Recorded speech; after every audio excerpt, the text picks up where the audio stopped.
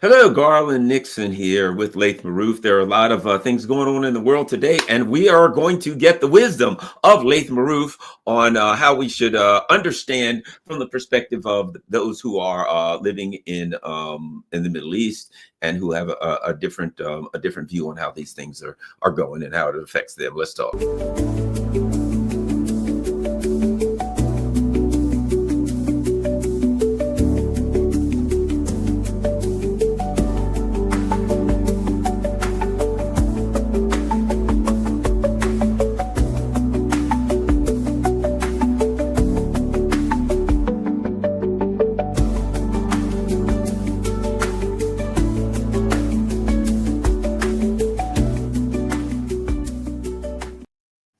Hello, Garland Nixon here. And before we get started, look at that freepalestine.video. Look at that. I mean, an absolutely outstanding website. It's one of the many sites that I go to really keep up with what's going on around the world. I always, I promote. One of the things that I do is I have people on, Larry Johnson, Sonar 21, and Laith Marouf, and people who maintain the websites that I get my information so that I can figure out what's going on. Freepalestine.video is a critical site. It's in English. The work is done by Laith and his compatriots in they look at that. That Laith and his people taking video at the scene of attacks. It's very dangerous at times. I've seen some of their video where you can hear machine guns and bombs in the background. Very dangerous stuff.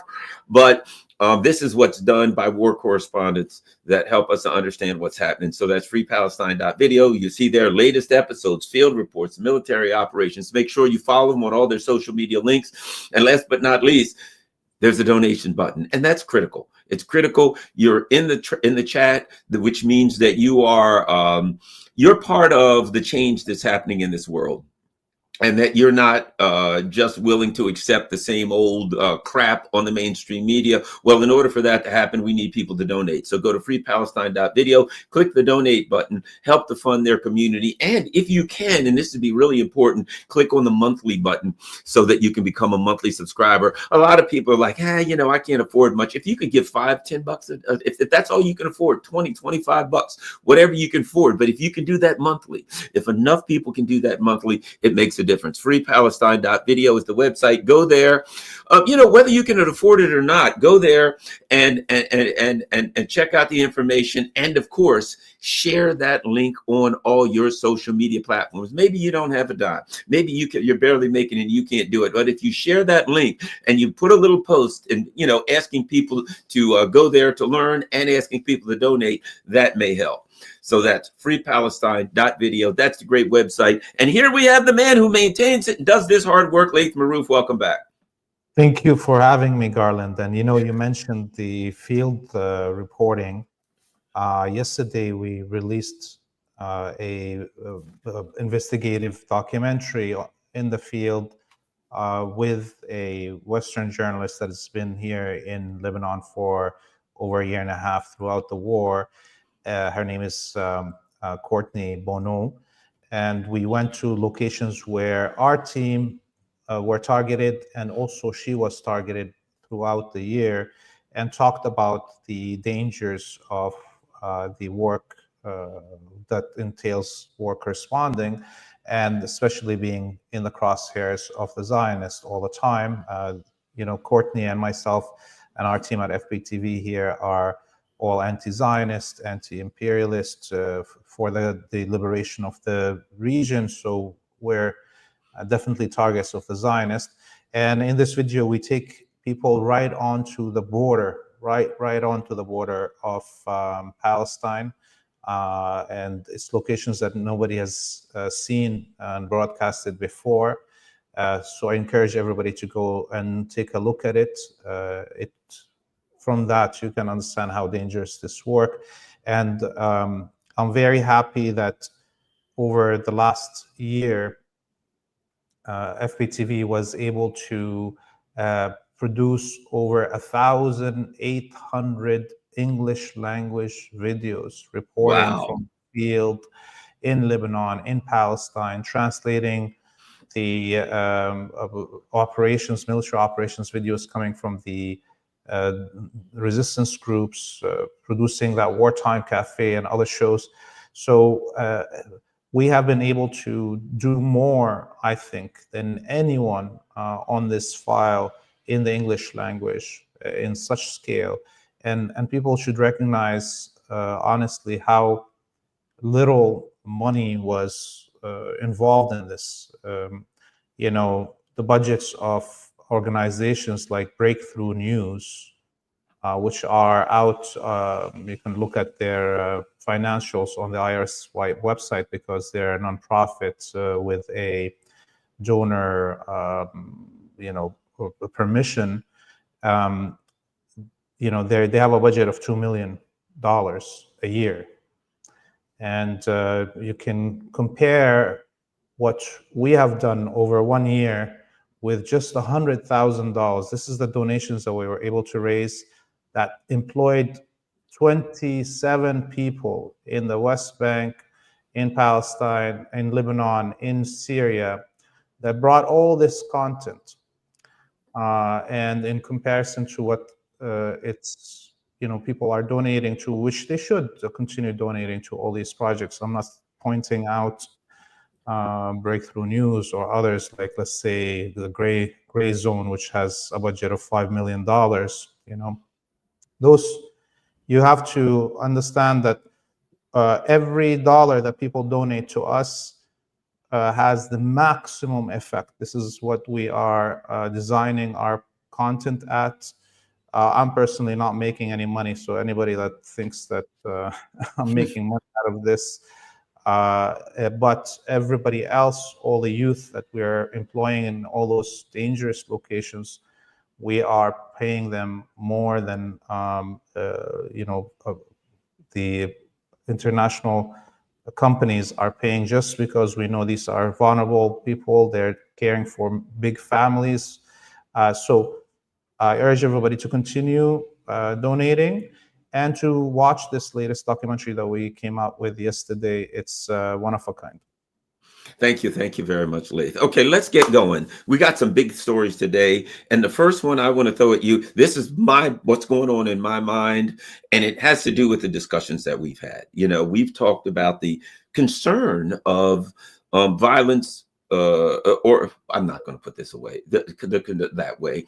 The suspicion that at some point the violence in Gaza, the violence perpetrated by the Zionists, would visit itself upon the United States mainland. We talked about that, and I think at times we said it was pretty much inevitable. So what have we seen recently?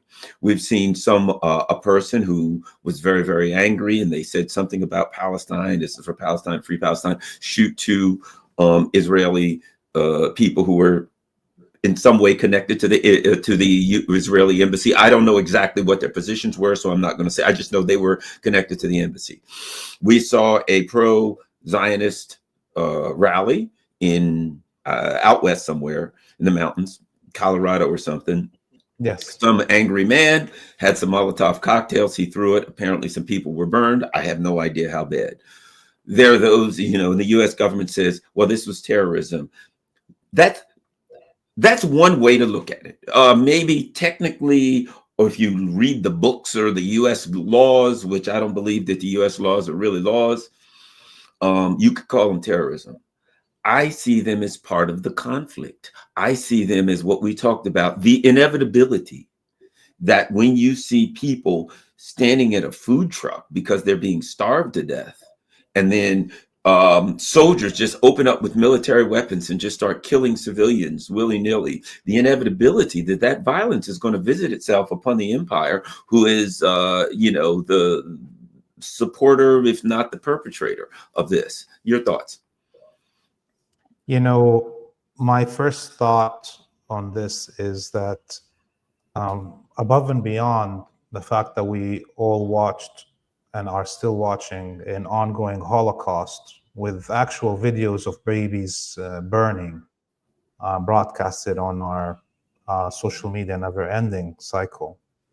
Beyond that, inside the core of the empire in the United States, for instance.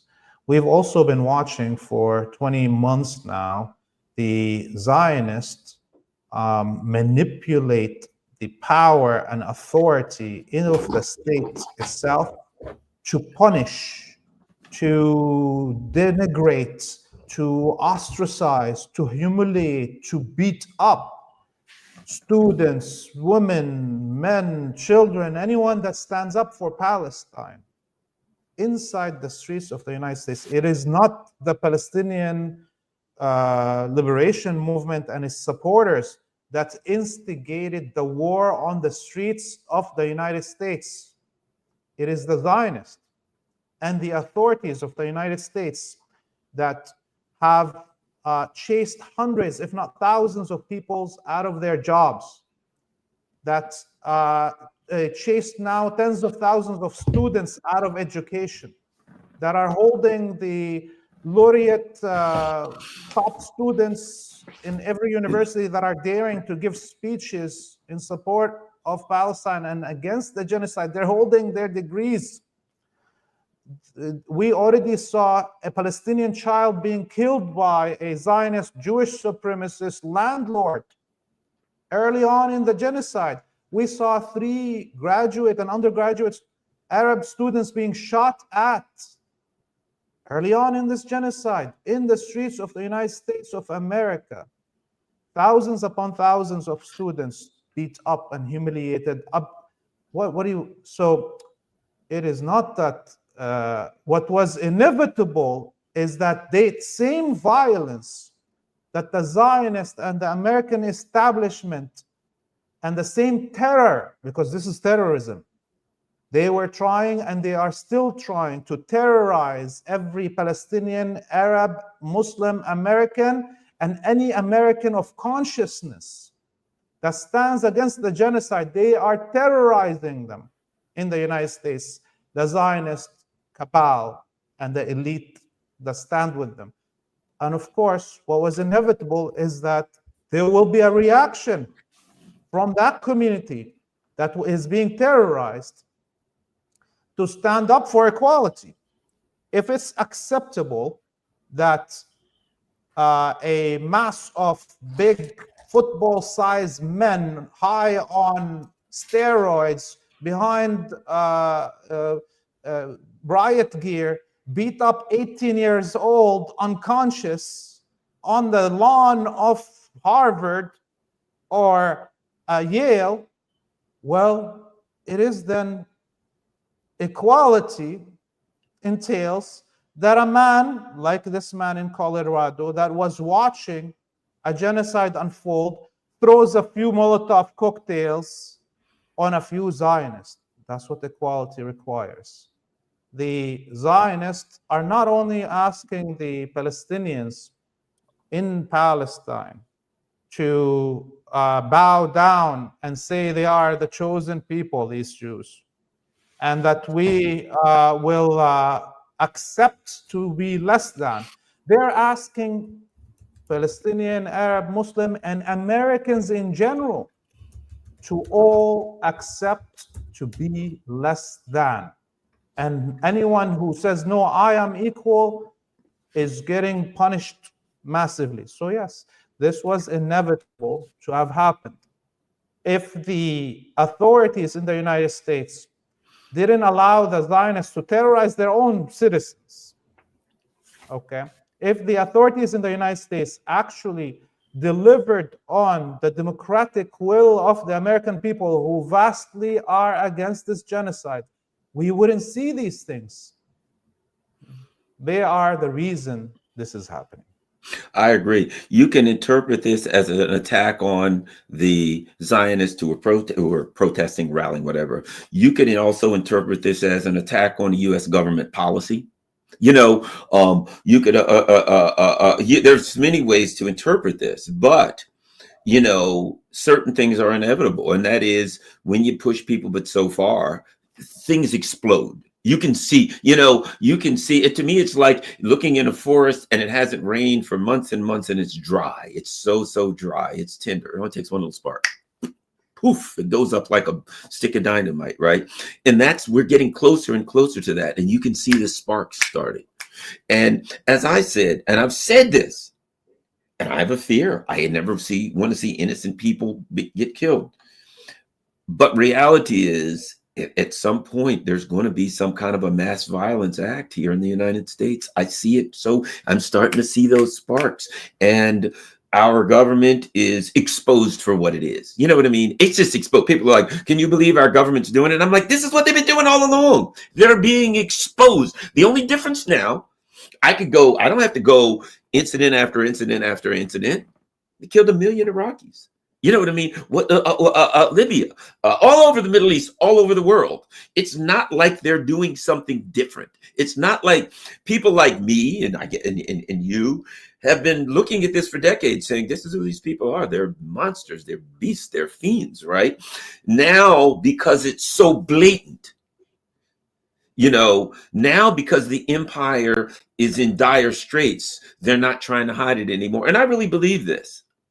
Because of freepalestine.video, because the internet is something they can't control. And now people can see what they've been doing for I don't know how long, and people can see who they are and what they are. And people are being revolted by what they see. But this is, this is not new to me. It's unthinkably horrible, but it's not new. These people have been monsters all along. Oh, yes. I mean, arguably the story starts a millennia ago, 1,000 years ago, with the first crusades into what we would call the Arabic world now, followed by the crusade into the Iberian Peninsula and the Spanish Inquisition, followed by the crusade into Slavic lands all the way to Ukraine, followed by the invasion of the Americas, followed by the enslavement of Africa, followed by the invasion of Oceania, followed by the 2 world wars, followed by the continued genocide against anyone that stood up for liberation at the end of World War II that we're still in. It's the millennia. The war on terror, all of it was the same. They just put another name. The war on terror was a crusade. The war on terror was a crusade against the Muslim lands. And this Zionist colony and the war that we see now and that's been ongoing is basically another version of that crusade. Arguably, we can call it a Crusade. This buildup of tension within Western societies is even more, I think, going to be pronounced in countries with a very large percentage of Arab and Muslim populations, like France, in comparison to the United States, who had a unannounced quota over the last 100 years on Arabs and Muslims. This is the only reason. It's the only Western country that doesn't have a comparable percentage of those peoples. Anyways, and look at what happened 2 days ago in Paris. There was the UEFA Champions game. UEFA is the football or quote-unquote soccer cup of Europe for city teams, not for national teams.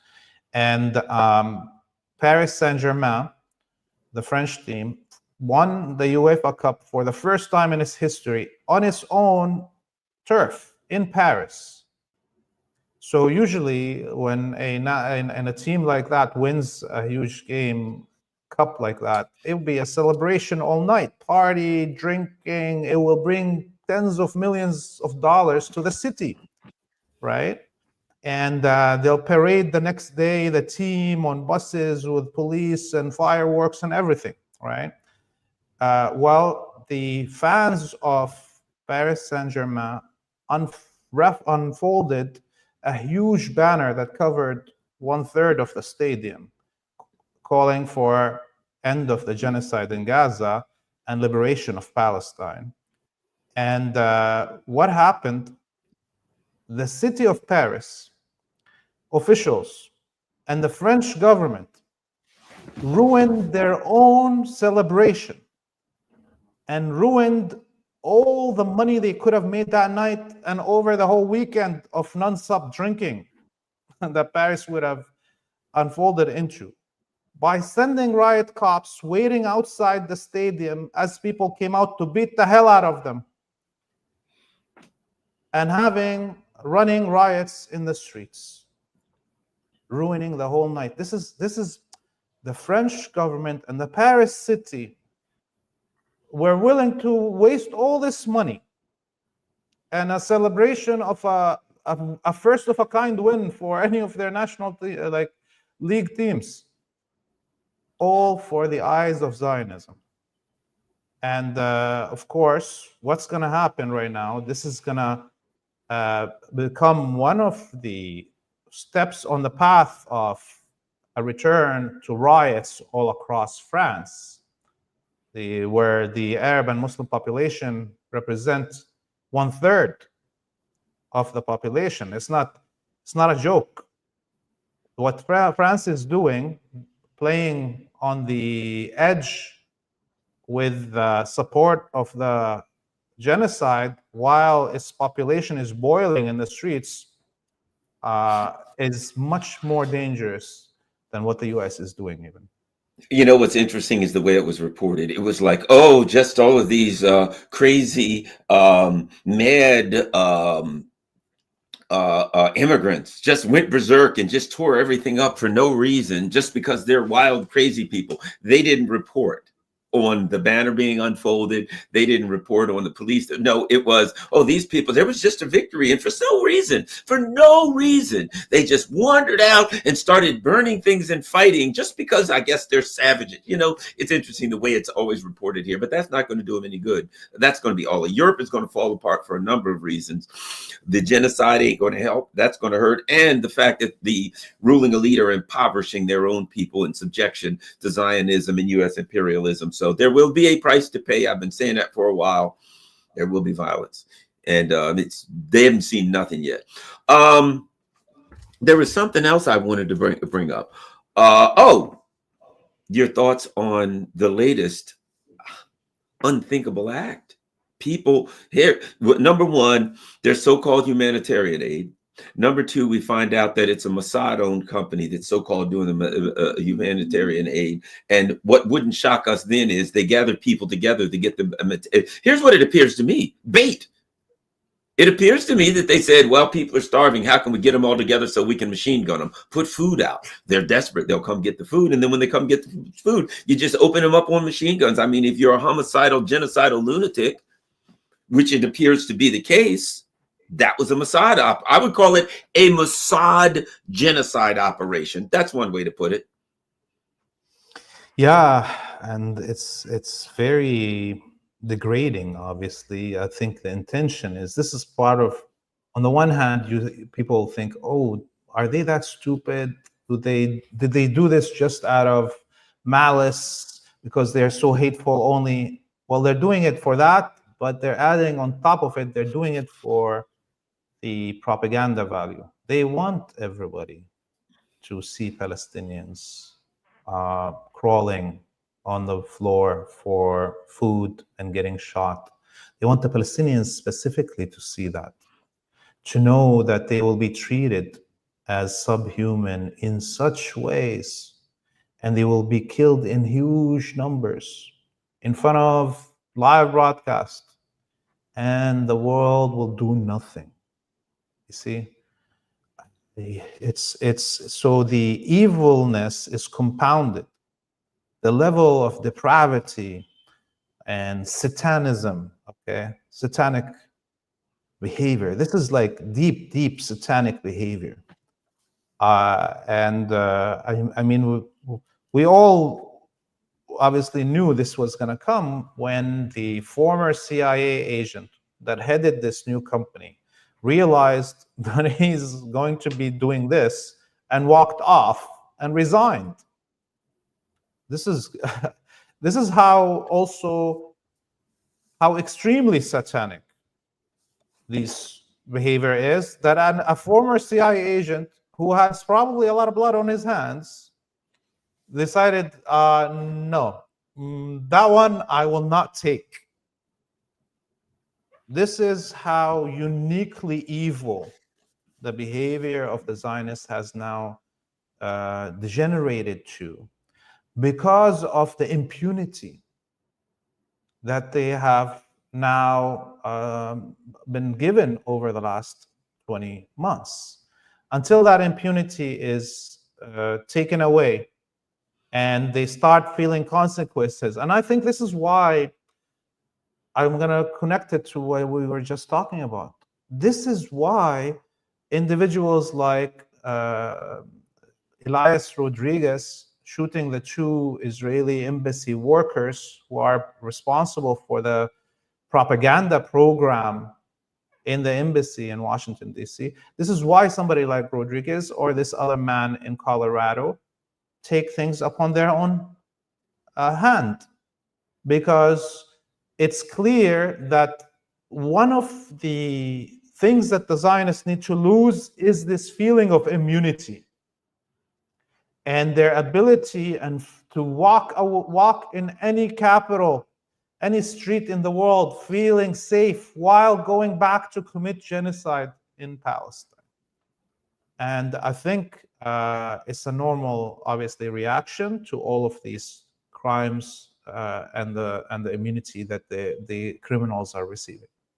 You know, let me tell you. So when I was in law enforcement for a year, I worked with the FBI's Joint Terrorism Task Force. It was after 2003, you know, when all this terrorist stuff was going on. And I got put on a team with the governor's office in the state of Maryland. And they said, this was what I was supposed to do.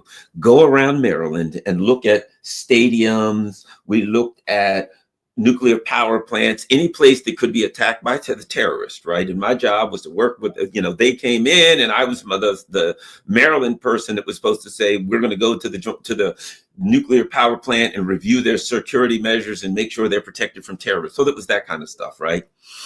And when the joint PA, again, they said, all right, we're going to start with a meeting. I said, okay. And they said, look, Garland, here's the thing about terrorism. If a single person wants to commit a terrorist act, like not connected to anybody, if a single person decides, I just want to go to a mall or stadium game or whatever, right? There's nothing you can do about it. They said, understand that. We've been doing terrorism, blah, blah, blah. They said, now you can try to find organizations and groups that have plans and intercept and do all this. But if a person is angry and or crazy or whatever you want to call them, and that individual says, I'm going to do something, there ain't a damn thing you can do but respond. This is what was told to me by the FBI's Joint Terrorism Task Force. The first thing, I had all this training about terrorism, but in the end, it was, if one person decides to do something, there's nothing you can do. There's no way you'll know. There's nothing. It could just be some plain old schlep that works at a burger joint. And one day he wakes up and says, I got a plan. I'm going to go do this. And the reality is this. We're not talking about organizations that planned from over there and this and that. In a way, it's an act of fury and violence. It's an act of fury. That's the way I would put it. It's not an act of terror. It's not even an act of violence. It's an act of fury. And so I was trained by it, that in this kind of an incident where things happen that are so outrageous that some guy is just sitting there watching TV and he can't take it anymore. And he says, I'm going to go do something violent. There is nothing. The FBI trained me. There's nothing you can do to stop it. And they're doing things that are so outrageous to common people, to normal common people, that this kind of reaction happens. So is it an act of terrorism? I don't know what it is, but it's an act of fury. And the truth is, as I was trained, these types of acts can't be stopped. And these are specifically the types of acts that will happen. And I suspect will continue to happen. And I suspect will grow. I'm not saying I want them to grow. I could be standing somewhere myself with friends and family, and some guy drives up with a car bomb and blows me up. I don't want it to happen. I don't want random violence. But man, when you line people up for food and machine gun them, you're kind of guaranteeing yourself that something like this is going to happen. And an added layer to why this is more likely now to happen, these individual acts of political violence, is because the West has been destroying any political vassal that could move people's emotions. Any party, any government, any force, any movement that opposed Zionism and imperialism has been, relentlessly bombarded for 100 years. So there is no space for and these current liberal vassals of movement, like let's say the Answer Coalition in the United States, they're so liberal and they have succeeded in doing zero effect for decades now. It's more than 30 years something like Answer exists. Hasn't been able to move the dial 1 millimeter politically. So this means that because of the actions of the West destroying movements, now it's individuals. And that's the kind of, it's coming to bite them, right? They wanted to crush every leader, every party, every government, and now it's a free-for-all. You don't know where the resistance is going to pop up, who's going to decide to enact resistance, because nobody is there to direct them when or when not to use political violence. And there's no leaders that they can respect. They killed Sayyid Hassan Nasrallah. I tell you today, Hezbollah, for instance, trying to control the emotion of the Shia population, who lost thousands upon thousands of their youth in this fight, and martyrs, doctors, and so forth. Those people, all the Shia community in Lebanon, one word from Sayyid Hassan Nasrallah will bring them down to the street, one word will bring them back from the street. But there is no Sayyid Hassan Nasrallah today. So there is even more likely right now for a situation in Lebanon that somebody decides, screw this, I'm not going to wait for the resistance or the Lebanese military to free my land. I'm going to take it into my hand. That's the same reality that we are seeing in the West in terms of people getting desperate to take action by themselves. Yeah, was it in psychology? They say negative emotions don't go away. They just come out in uglier ways. You suppress them, and boom, sooner or later they explode. And they're creating, and every time if somebody says the wrong thing, they'll throw them off Twitter or Facebook or demonetize.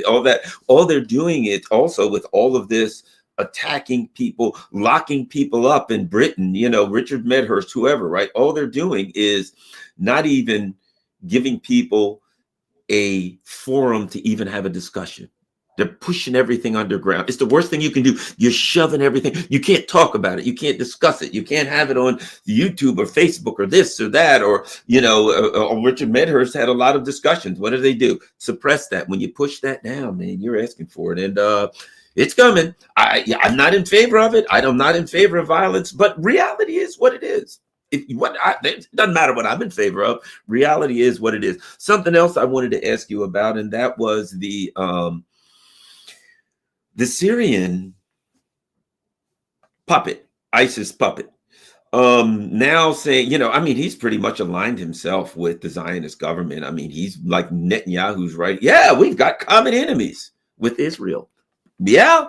Anyway, your thoughts on what's been said recently by the Syrian leader, the rehabilitated ISIS lunatic, rehabilitated in public relations only. Your thoughts?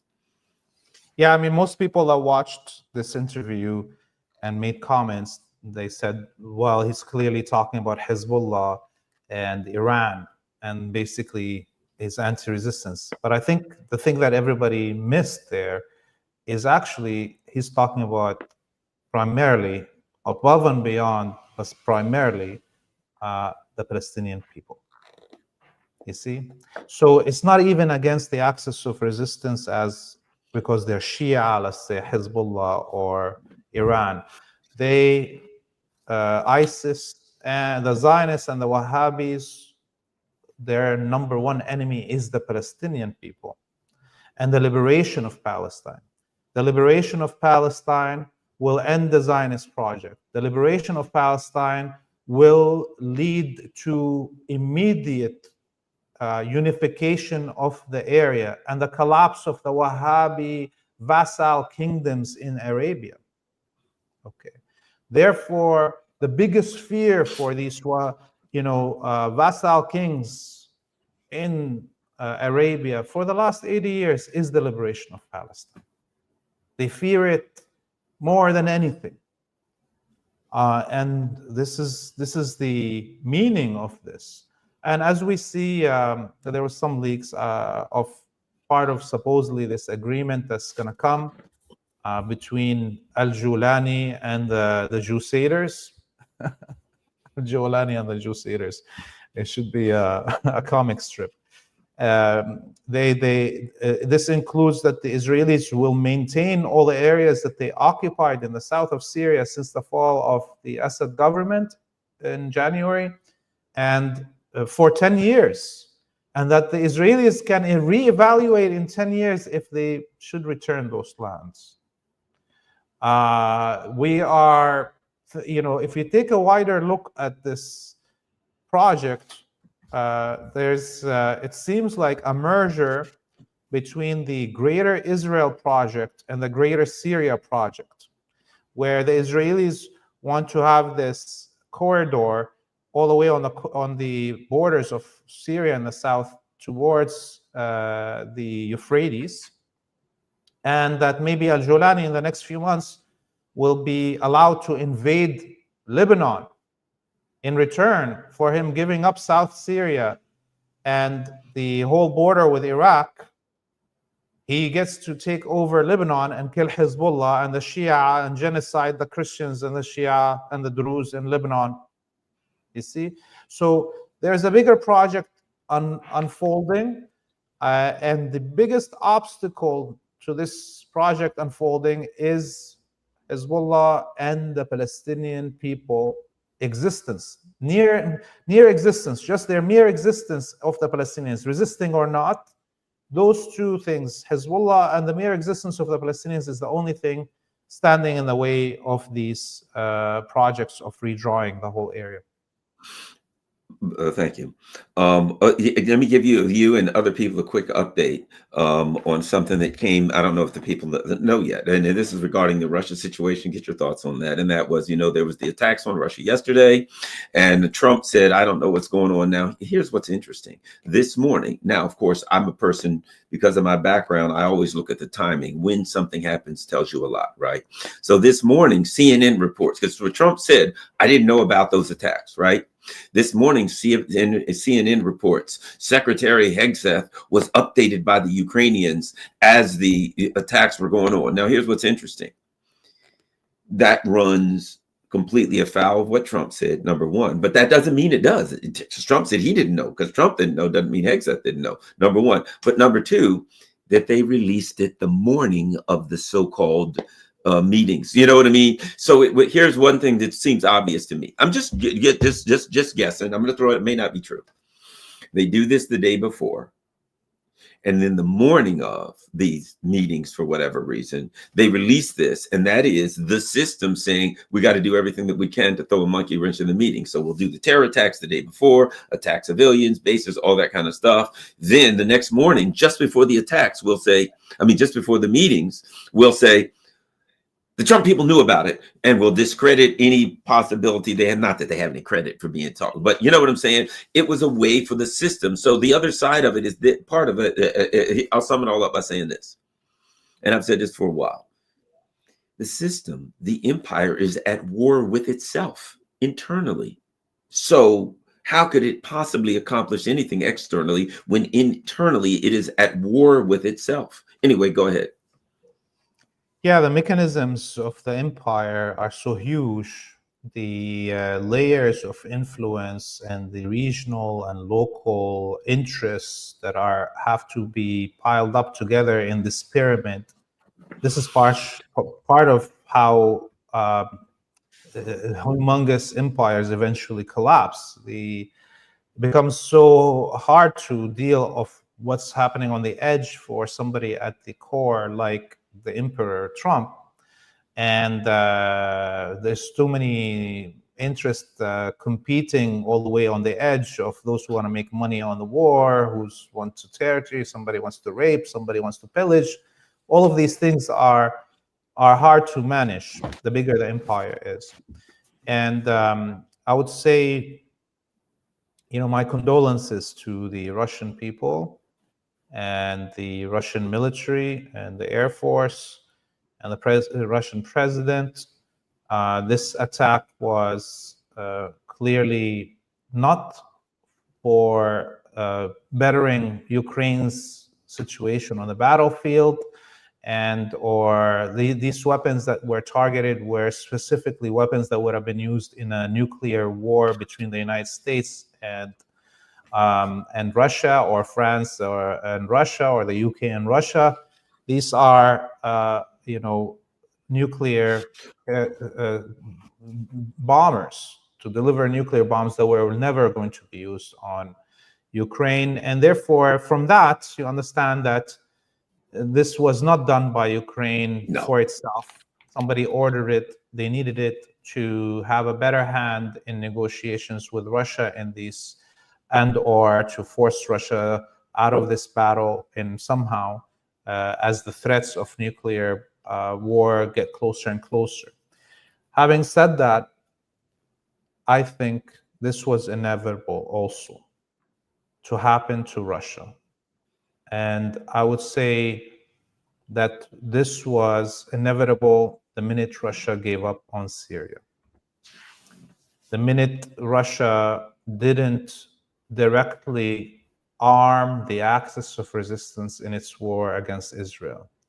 The minute China didn't cut its trade with the Zionist colony, and still being China the #1 trade partner of the Zionist colony throughout this Holocaust.